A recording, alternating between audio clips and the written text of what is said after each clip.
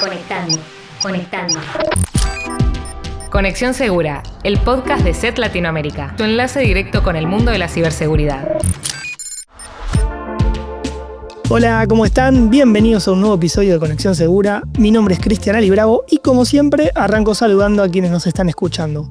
Porque de hecho, ya quiero arrancar el episodio hoy involucrándolos, haciéndoles una pregunta bien concreta. ¿Alguna vez estuvieron a punto de hacer clic en un enlace sospechoso y después de pensarlo un poco frenaron? O peor, hicieron clic y recién después se dieron cuenta de que algo no cerraba. Bueno, si les pasó esto, les quiero contar algo y es que no están solos. Porque la propuesta para este episodio es meternos de lleno en el costado menos técnico y quizás más incómodo de la ciberseguridad, que es el factor humano. Porque las estafas no hackean primero sistemas ni dispositivos, sino que hackean emociones. Y de hecho, la pregunta que vamos a intentar responder hoy no es solo qué hacen los ciberdelincuentes para engañarnos, sino qué es lo que se activa en nosotros cuando recibimos un mail, un SMS o un mensaje de WhatsApp que dice que van a suspender nuestra cuenta, que ganamos un premio increíble o que un paquete quedó trabado en el correo. Porque en esos momentos lo que falla no es la tecnología, sino que entra en juego el eslabón psicológico. Es decir, la urgencia, el miedo, la expectativa, la confianza. Básicamente son emociones que nos empujan a actuar rápido y a pensar después.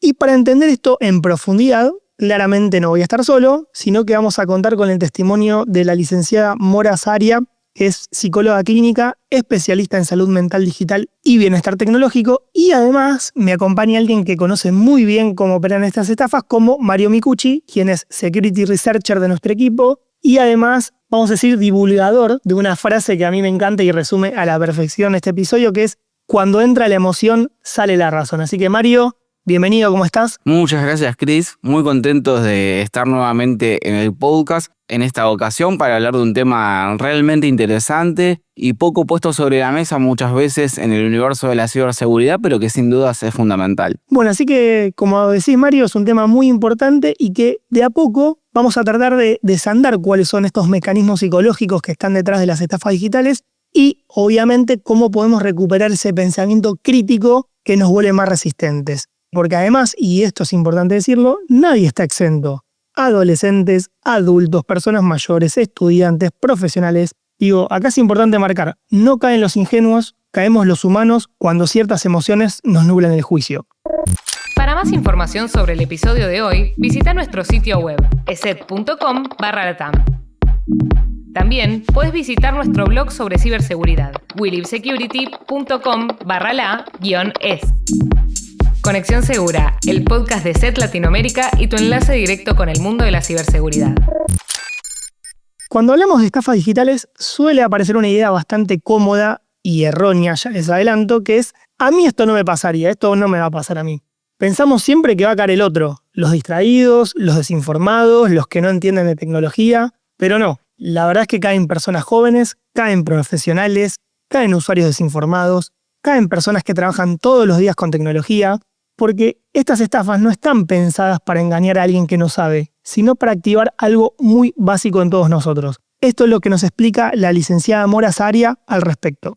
Mira, acerca de la pregunta de qué es lo que se activa a nivel psicológico cuando alguien cae en una estafa digital y pensar, ¿no?, si hackean nuestras emociones o nuestra mente. Sí, pero no hackean el dispositivo. Lo que hackean efectivamente es el sistema emocional y la cognición. Las estafas digitales funcionan porque activan mecanismos psicológicos profundamente humanos. Está por un lado el sistema de amenaza, que responde frente al miedo y a la urgencia. Cuando alguien recibe un mensaje referido a tu cuenta será suspendida, tenés un problema en tu banco o hay una compra sospechosa, se activa la amígdala, que es el sistema de alarma, ¿no? Y en ese momento el cerebro prioriza resolver la amenaza rápido y no el análisis crítico. Ahí el miedo claramente reduce el pensamiento reflexivo. Por otro lado, también se activa lo que tiene que ver con el circuito de recompensa dopaminérgico, donde cuando aparecen promesas de ganaste un premio, hay una inversión con retorno inmediato o una oferta exclusiva que se te va ya, que está plagado de eso, se activa este circuito, que es el mismo que funciona con redes sociales y notificaciones, y donde la anticipación de la ganancia nubla la evaluación racional, nuevamente, como nombramos que sucede en el marco también del sistema de amenaza.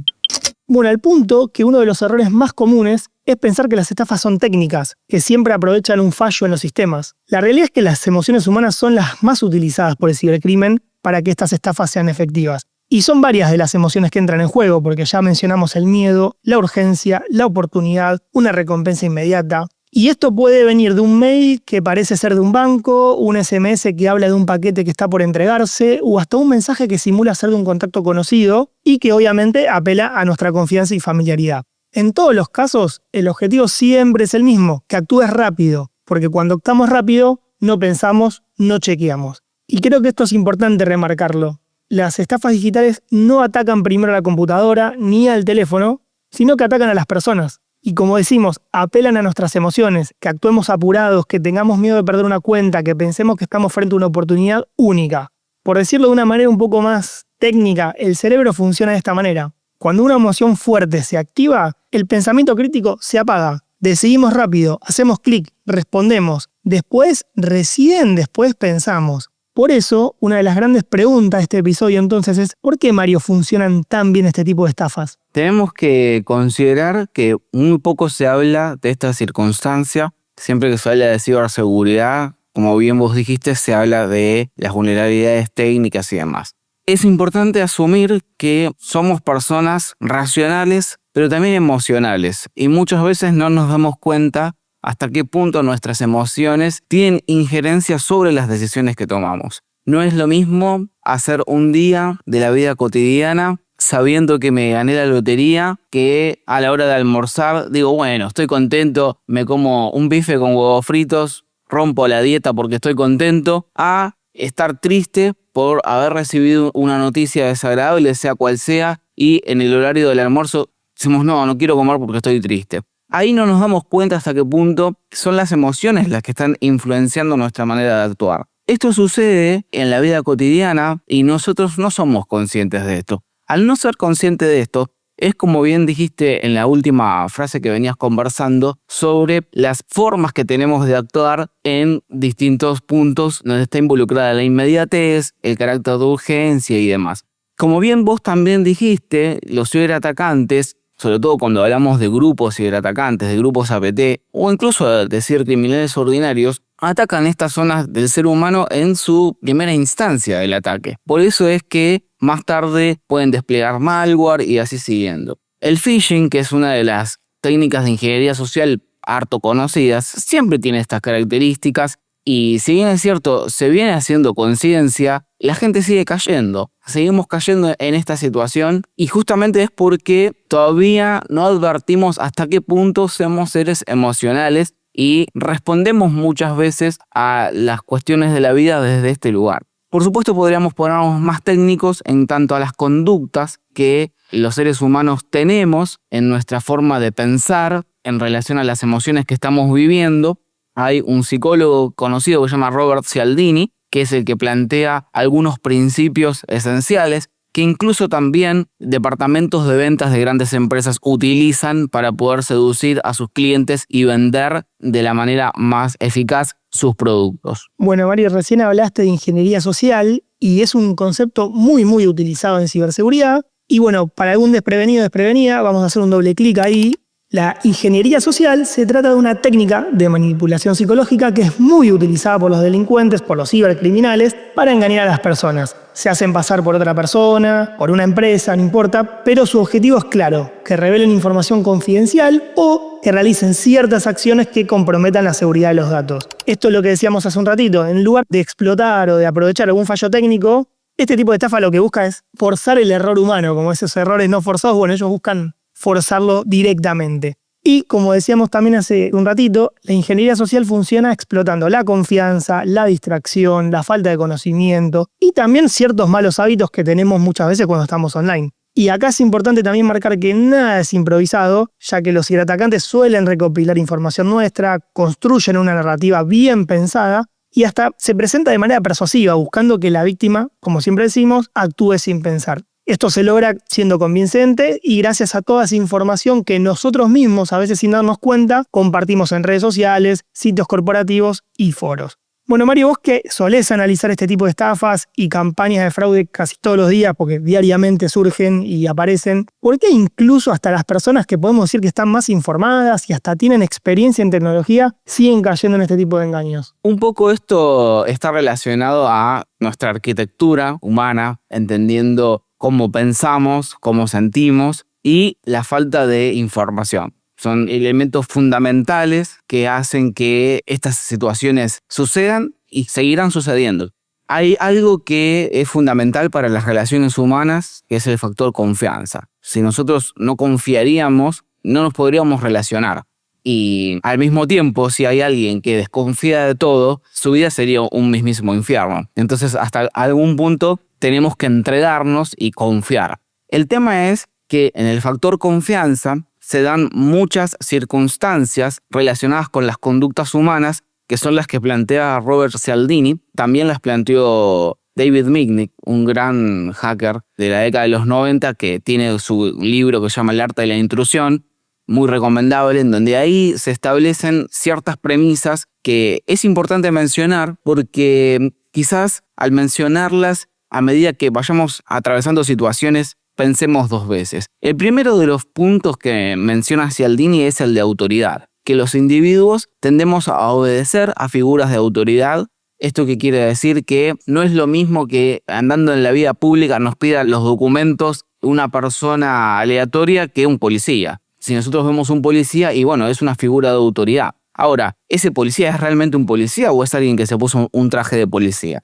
Esto, por supuesto, lo podemos trasladar al mundo digital. Si nosotros recibimos un mail de una casilla que tiene un dominio legítimo, si de una entidad financiera, seguramente vamos a confiar, porque ahí se está dando justamente el principio de autoridad. Esto también ocurre en la vida cotidiana, en una mesa de discusión. Si se está debatiendo sobre una temática en particular, las personas van a tender a confiar más en las personas que tengan un expertise en eso. Hablando de medicina, todo el mundo va a confiar mucho más en un médico que en alguien que es un entusiasta. Y esto no quiere decir que necesariamente el médico tenga la razón. Sin embargo, vemos entonces cómo se cumple ese principio de autoridad. Después, el otro punto que plantea Cialdini es el de escasez y urgencia, es el de la percepción de que algo es limitado en el tiempo, impulsa la acción rápida y no escrutada. Es decir, aprovechás tu oferta o te quedaste afuera. Ese principio de urgencia es el que nos lleva a actuar y bueno, muchas veces nos termina poniendo en problema. Insisto, esto se da en la vida digital, cuando recibimos el phishing que nos dice si no vas a hacer clic acá, tu cuenta se va a bloquear, o si no haces clic acá, te vas a perder la oportunidad de comprar pasajes baratos. Esto también nos pasa en la vida social, digamos. Después, bueno, las pruebas sociales es otro de los puntos que marca Cialdini. Las personas tienen una tendencia natural a validar una acción o creencia sin que otros la están realizando. Y el ejemplo más clásico está acá cuando cruzamos la calle. Todos miramos el semáforo si hay un grupo de personas esperando y no, cuando uno avanzó, todos avanzamos. Esta es una de las cosas que es muy curiosa y suele suceder, por ejemplo, en el mundo digital con las estafas de criptomonedas. Vemos que un grupo de personas empieza a invertir, bueno, porque invirtió tal personalidad, bueno, yo también lo voy a hacer. Es otro de los puntos que plantea Cialdini. Otro de los puntos es el de reciprocidad. Sí, existe una obligación psicológica de devolver un favor o un regalo. Sí, un atacante puede, por ejemplo, explotar esto haciéndose pasar por soporte técnico que devuelve una llamada para resolver un problema, creando una ilusión de un favor inicial que debe ser correspondido. Esto es algo que también nos sucede en la vida cotidiana.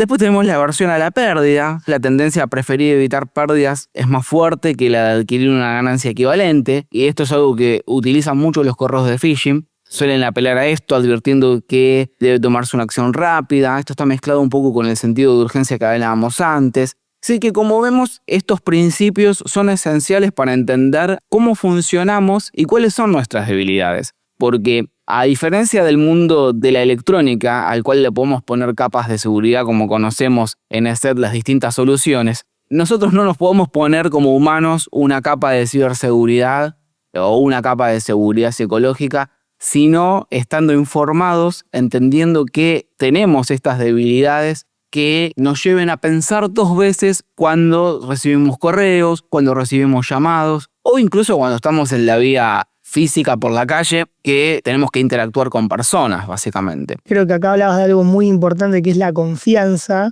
Y hay como una idea medio instalada, vamos a decir, que si el mensaje está bien hecho es porque es legítimo. Y la verdad que eso hoy ya no corre más, sobre todo por la llegada de la inteligencia artificial. Digo, al punto que hoy los estafadores pueden copiar logos, firmas y hasta el tono de las empresas en la comunicación. Y esto también es importante, porque ellos quizás no buscan una perfección, sino que buscan crear esa familiaridad. Y esto es lo que decía vos, Mario, porque cuando el mensaje nos resulta familiar, instantáneamente o instintivamente bajamos la guardia. En definitiva, la ingeniería social no apunta a engañar a una persona distraída, sino a aprovechar cómo funciona el cerebro humano, reaccionar antes de razonar cuando hay emoción de por medio. Y esto es clave entenderlo porque mientras sigamos pensando que las estafas funcionan solo por desconocimiento, vamos a seguir subestimando el problema. Bueno, si bien hasta acá hablamos de ingeniería social y de qué emociones entran en juego, vamos a ir un paso más profundo, por así decirlo, para analizar qué pasa en el cerebro cuando una estafa funciona. Porque en nuestra diaria no decidimos todo de manera racional, al punto que la mayoría de las decisiones cotidianas las tomamos casi en modo automático. Y esto pasa porque el cerebro, para ahorrar energía, usa atajos mentales, por decirlo de una manera simple. A ver, para poner un ejemplo, son señales rápidas que nos ayudan a decidir sin analizar demasiado.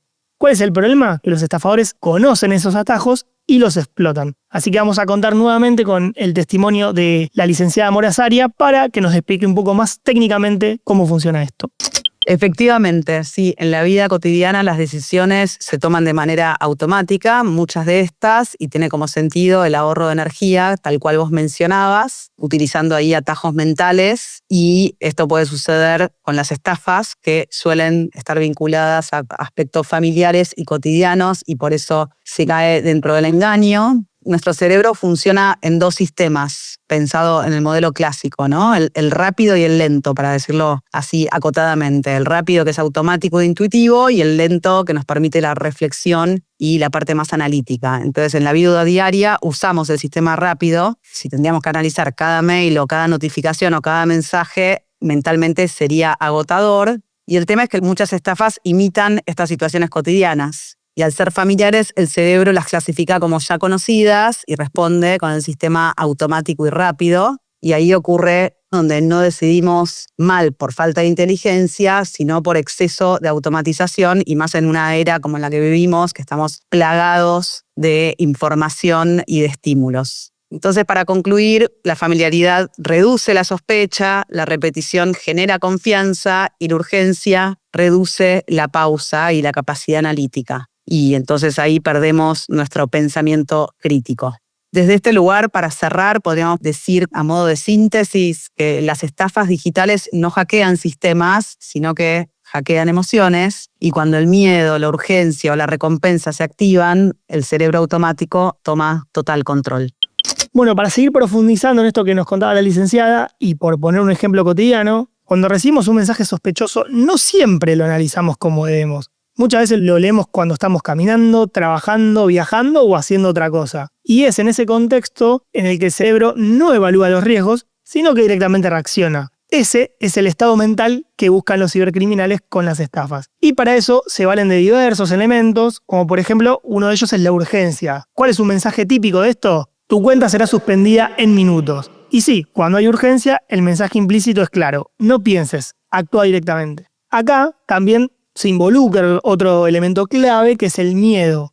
¿Miedo a qué? A perder un acceso, dinero, una cuenta, una oportunidad. Pero también se puede apelar a la expectativa de ganancia con la falsa promesa de un premio, una devolución, una oportunidad única. Lo repetimos, no hay dudas. Cuando creemos que podemos ganar algo, el cerebro directamente baja las defensas instantáneamente. También se puede jugar con la sensación de alivio, como por ejemplo el mensaje del estilo: confirma estos datos y el problema se soluciona. Es el ofrecimiento concreto a solucionar un conflicto, y el cerebro obviamente va a querer actuar cuanto antes. Otro elemento que puede incluir el cibercrimen es la inmediatez. Mensaje del estilo de última oportunidad, solo por hoy. Es la sensación esa que decía recién Mario, que si no actuamos ahora nos estamos perdiendo algo importante. Y creo, que acá es un punto importante para marcar, que las estafas no suelen presentarse como algo raro o técnico, sino que se disfrazan de cosas que son conocidas y familiares para las personas. Por eso, este tipo de mensajes o correos suelen provenir del banco, supuestamente, de alguna institución gubernamental o de salud, o de cualquier empresa reconocida.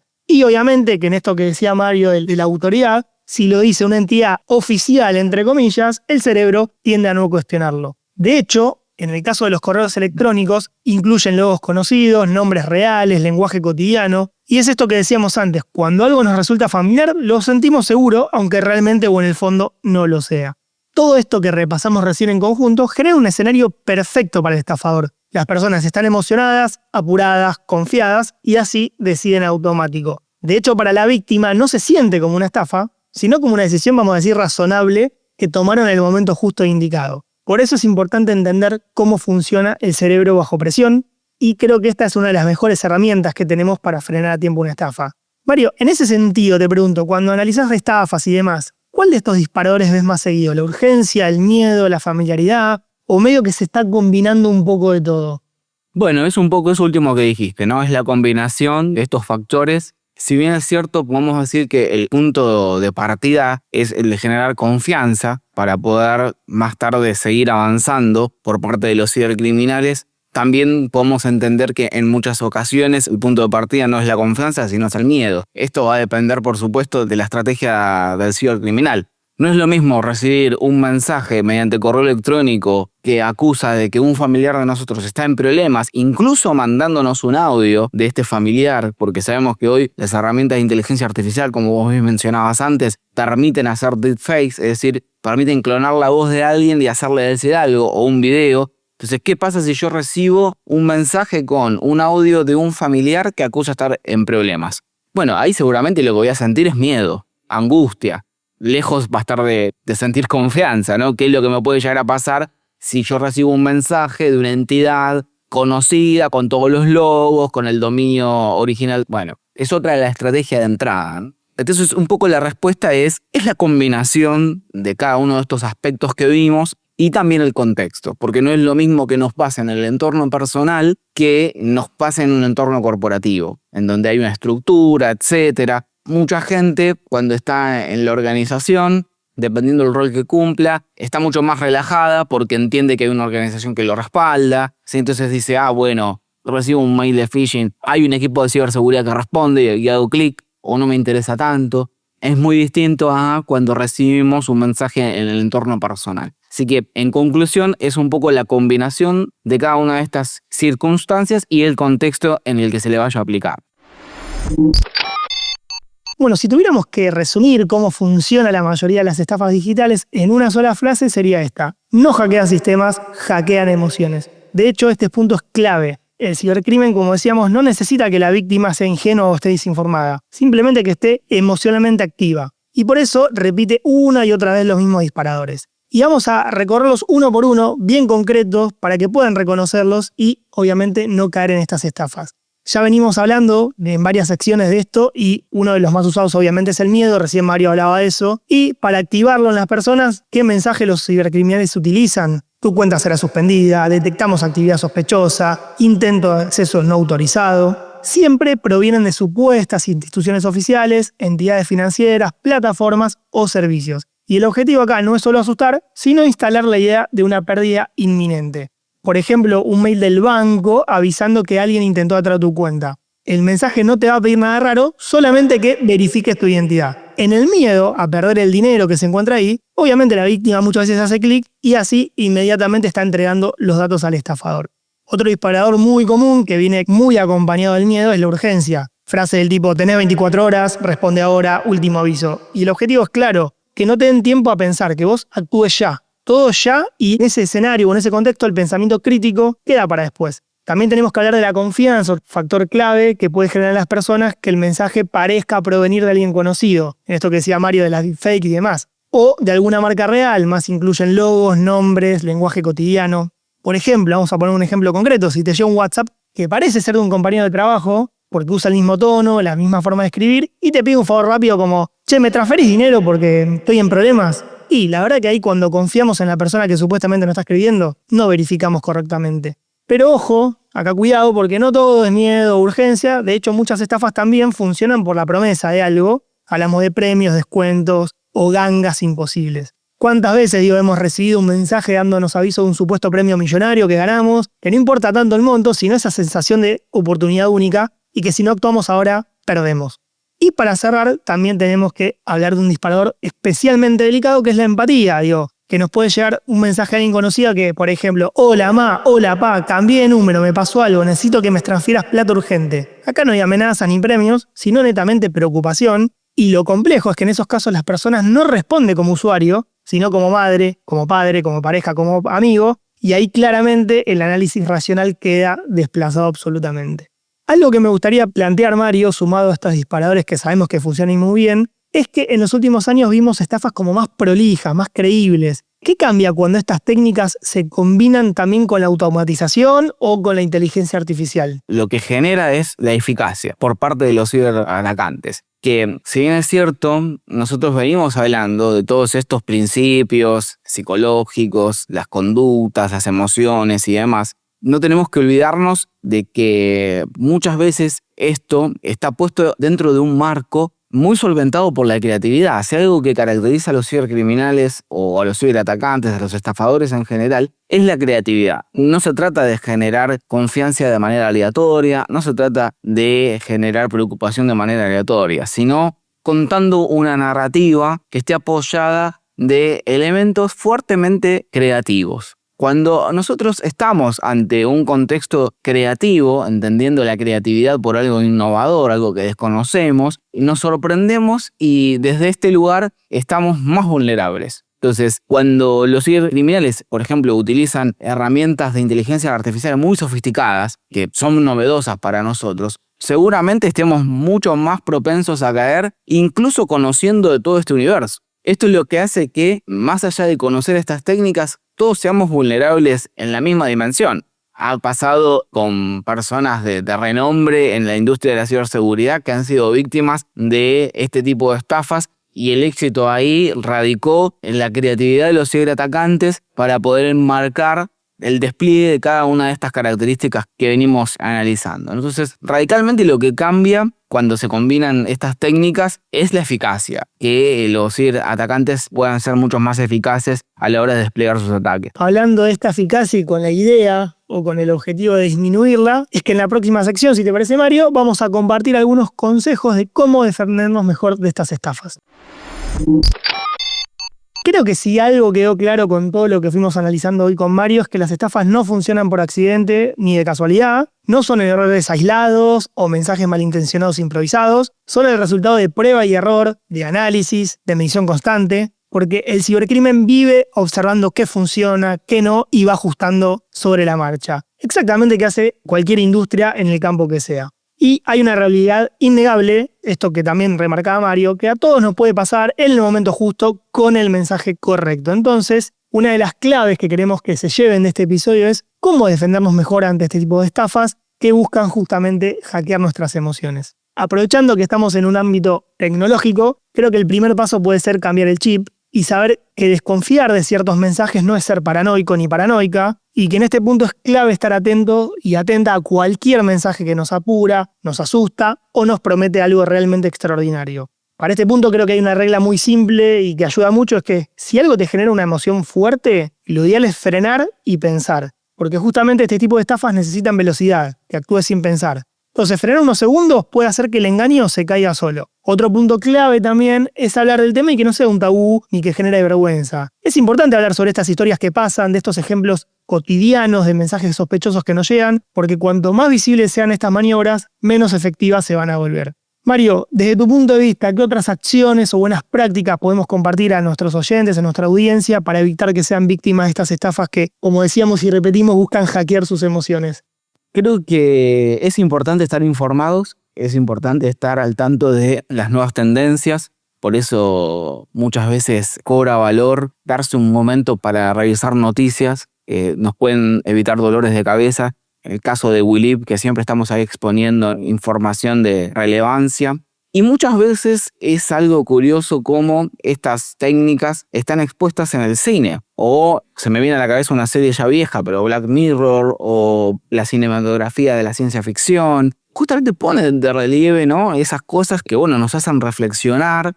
Y es interesante prestar atención a esos detalles. Creo que en la ciberseguridad y en la seguridad en general, una de las mejores maneras de estar protegidos es estar informados. Sí, aparte como decís vos, y ya para ir cerrando estas secciones, está en el día a día, está en las series, está en las películas. Creo que no es algo inventado, no es algo exagerado, sino que la invitación realmente es tomar este tema seriamente. Y creo que con pequeñas acciones que podamos llevar a cabo puede haber grandes cambios en cuanto a esto de pensar, chequear, informarnos. Son 3 quizás pilares claves que nos pueden realmente cambiar una realidad y evitar un disgusto o hasta una pérdida de dinero y bueno, tantas otras cosas que suceden, ¿no? Absolutamente. Aparte tenemos que entender que esta estructura de emociones y de principios que mencionamos durante el podcast son parte de nuestra forma de comunicarnos. Es decir, si nosotros queremos comprar un producto, queremos que nos lo vendan bien, queremos que nos seduzca, queremos que el vendedor nos seduzca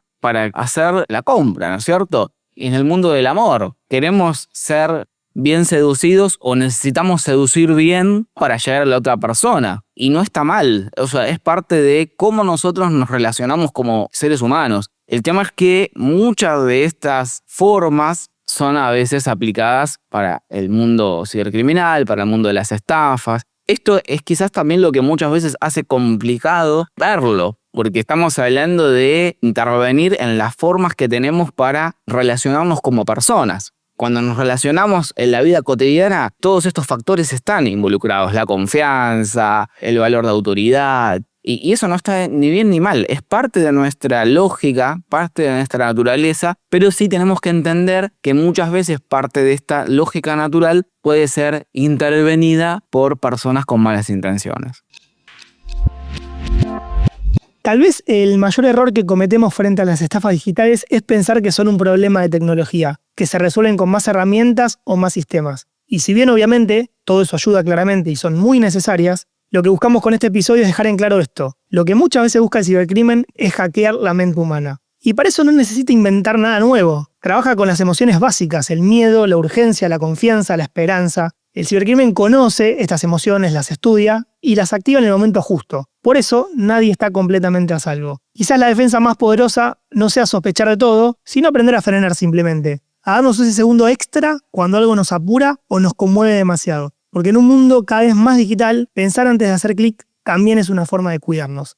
Hasta acá entonces el episodio de hoy. Esperamos que les haya gustado a toda nuestra audiencia y que puedan compartirlo, ya que también de esta manera podemos hacer un mundo digital mucho más seguro. Si tienen alguna duda o comentario, pueden escribirnos en la caja de comentarios de Spotify o a través de nuestras redes sociales. Nos van a encontrar en Facebook, Instagram, X como ESETLA y también en LinkedIn como ESET Latinoamérica. Y como regalito final, a quienes nos escuchan desde Argentina, Chile, Colombia, Perú y México, recuerden que con el código Conexión20 obtendrán un 20% de descuento en la suscripción a ESET Home Security Essential en nuestra tienda online eset.com. Bueno, Mario, un gusto tenerte por acá. Te voy a esperar la próxima, seguramente, a lo largo de este recorrido. Seguramente para mí será un placer. Muchísimas gracias a vos, Cris, y a toda la audiencia, por supuesto. Nos vemos en el próximo episodio de Conexión Segura. Hasta la próxima.